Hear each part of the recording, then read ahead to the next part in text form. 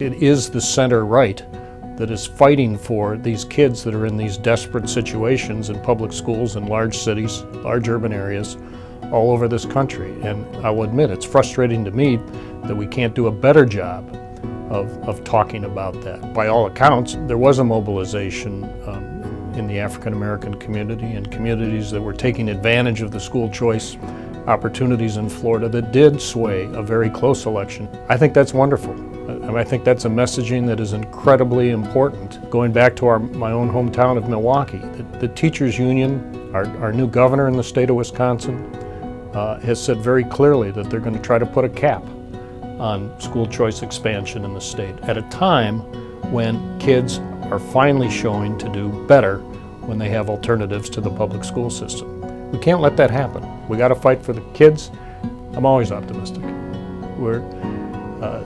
People can choose to be glass half full or half empty. I always choose to be half full. You know, we're in the business of changing hearts and minds.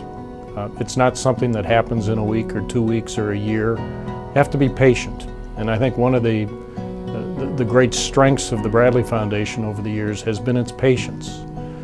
Look at school choice. Bradley Foundation was there in the early days of school choice in Milwaukee, which is really where school choice started in this country. An opportunity for parents to make their own decisions on where their kids should go to school. 35 years later, that experiment is still ongoing. We haven't seen the end of that story, but boy, it's an important one.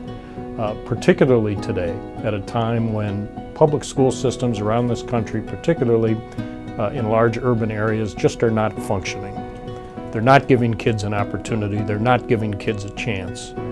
So what's the answer to that? I would argue it's more choice for parents, more opportunities to pick different options.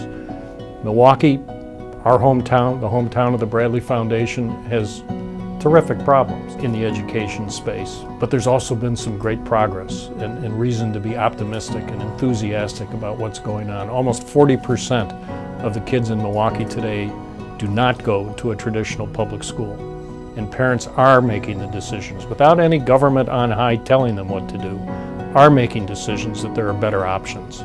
And the results, after 30 years, are starting to become clear. That kids that are going to these schools, these choice schools, these charter schools, are performing better. They're performing better in high school. They have a better graduation rate from high school, from college. They're participating in civil society. They're staying out of the juvenile justice system.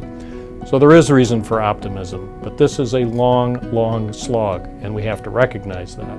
And it goes back to Lyndon Harry Bradley, who believed in the dignity of every single person in this country, and the dignity that comes from a good education, the dignity that comes from work. That's why the foundation has stayed this course all these many years and will continue to stay this course. And we're really excited about it. Are the problems immense?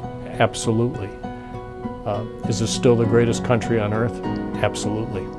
And we're going to keep working on that every single day.